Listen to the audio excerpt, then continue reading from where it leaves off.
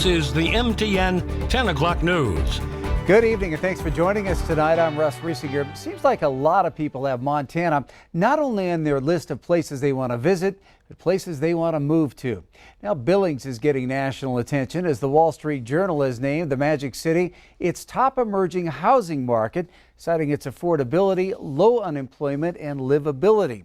But how does all the competition for housing in the area affect buyers? Q2's Shaquille Cozart spoke with Billings professionals this afternoon to find out more. Well, based on its affordability and appeal to remote workers, Billings ranked #1 in the Wall Street Journal and Realtor.com's Emerging Housing Index. Billings is a business-focused, family-friendly community with a wealth of job opportunities right now. We have a diverse and resilient economy. We have quality private and public education. And our residents really have a strong commitment to community. We're getting a pretty big influx of people from out of state and even other areas within the state. You know, we've got a good job market here. I mean, we're always low in employment and we're on a pretty good growth curve. So people who can work out of the home really seem to like living in Billings, and you're seeing a lot more of that since the pandemic, obviously. And those attributes that can bring home buyers and remote workers to Billings has led to a higher demand for housing with a not so high supply. We have less than a month's worth of inventory available on the market right now. So it is truly a seller's market.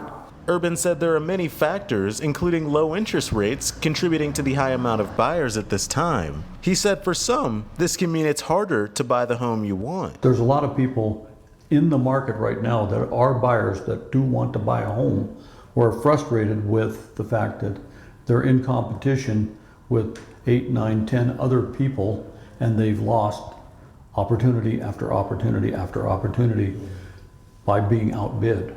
Urban said there are currently 160 properties for sale in the greater Billings and Laurel area, 366 in the entire MLS, which spans to eastern Montana, which is down 100 listings from this time last year. Reporting in Billings, I'm Shaquille Cozart with MTN News.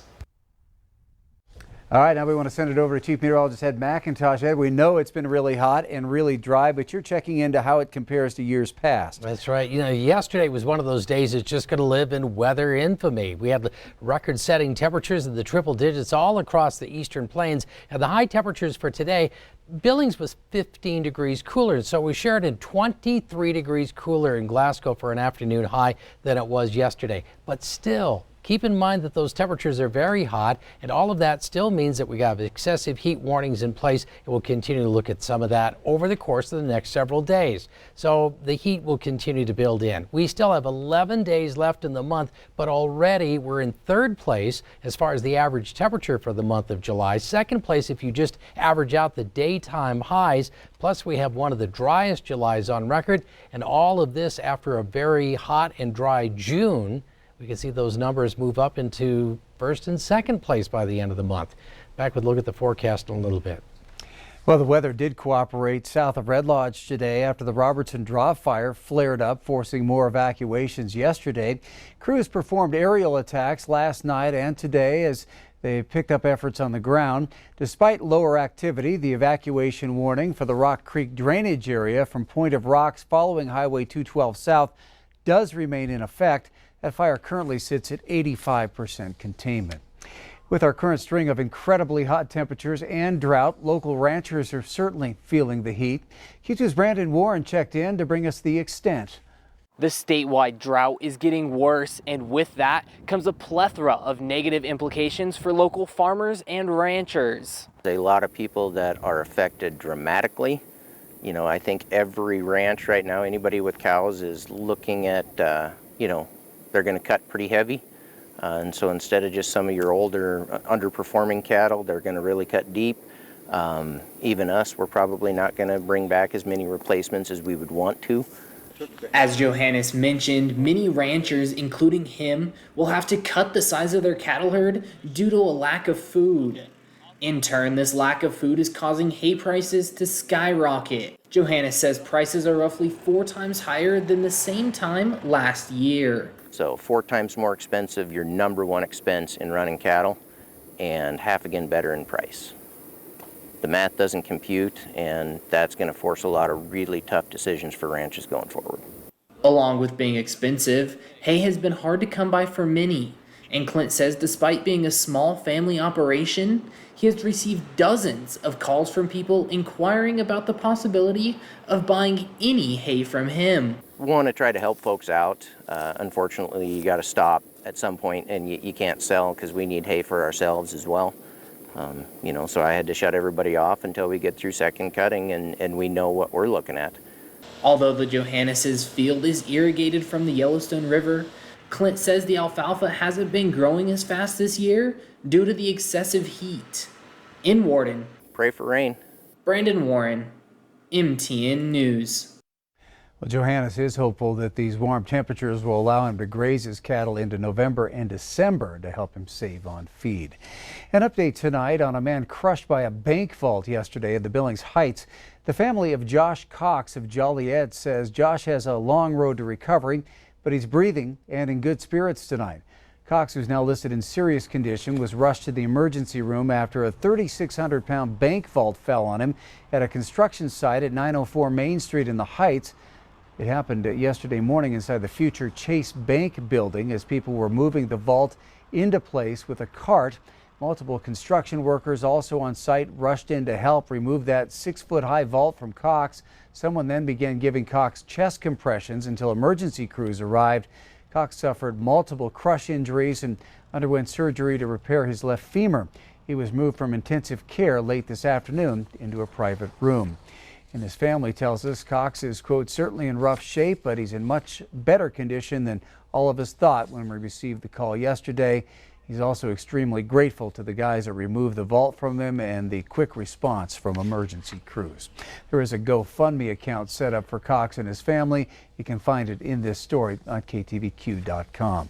Well, in the wake of the 2020 general election, Montana was not a state in the national eye where Republicans made claims of problems with vote counting or ballot security, except in Missoula County, where a local Republican-led group is still sparring with election officials over what it says is the potential lack of a paper trail on thousands of ballots. Mike Dennison has the story. The Republican group calls itself the Missoula County Election Integrity Project, and starting last fall, it set out to review elements of the ballot security and counting process in the 2020 all-mail election in Missoula. The group wanted to count the submitted affirmation envelopes, which contain a ballot and have the verified signature of the voter, and compare that number to the number of ballots cast. 20 volunteers from the group gathered in a building on the Missoula County Fairgrounds on January 4th, and with county election officials watching, said they counted almost 4,600 fewer envelopes than counted ballots. Republican State Representative Brad Cheetah is a leader of the group. If somebody took in ballots that didn't have an envelope with them, those ballots shouldn't have counted. If there are errors in terms of the number of ballots that were cast, we need to find out where that occurred. But county election officials say that did not occur, and they have the documentation to prove it. We have the envelopes, we have the documentation. This error does not exist. That discrepancy was not found during the canvass, was not found by the observers that were present throughout multiple areas here. Seaman walked us through the multiple-step process of making sure mailed ballots match up with the registered voter who submitted them, and said it's just not possible to have that many ballots without an envelope. He also noted that almost 700 ballots were from overseas voters who don't use an affirmation envelope. But Cheetah's group isn't relenting, and former President Trump even mentioned their concerns during his June 26 speech in Ohio. He said 6% of mail ballots in a certain county in Montana are missing evidence to prove they're legitimate. Cheetah's group has asked for more data, such as voter lists and ballot stubs, that it says can help verify whether invalid ballots were cast. The county says some of that info needs a court order to obtain, and has asked Cheetah's group to pay thousands of dollars in staff costs to gather those data. Cheetah says he feels like the county is purposely making things difficult. That to me again is almost a tacit admission of we don't want them to find out easily what is public record and public knowledge, so they're withholding it from us. Seaman says the county is working to provide the information, but at some point the Election Integrity Project needs to put up or shut up in court. Unfortunately, I think that this is just continuing forward with this false narrative that there have been widespread irregularities. This area is an area where if there is truly an error, this would be brought up and contested in a court of law. That hasn't been done because there's no merit behind these allegations. Both sides also have appealed to the state's chief election officer, Republican Secretary of State Christy Jacobson, to weigh in on the dispute. She has mostly declined, issuing only a vaguely worded public letter in April that said she would take steps to protect election integrity. We also asked Cheetah where these 3,900 ballots might have come from if they didn't have properly verified envelopes. He didn't really have an answer, but he said he's still not satisfied with the county's explanations. Reporting from Helena, Mike Dennison, MTN News. And you can see Mike's full report on the Missoula County election dispute on our website, ktvq.com. Still ahead on the MTN 10 o'clock news here on Q2, the economy has reopened, but prices keep going up and up and up. We'll look at the record rate of inflation and how long it might last. Then a little later in sports, a record-setting, streak-breaking quarterback for the Bobcats gets his call to the Hall. We'll hear from him in just a bit.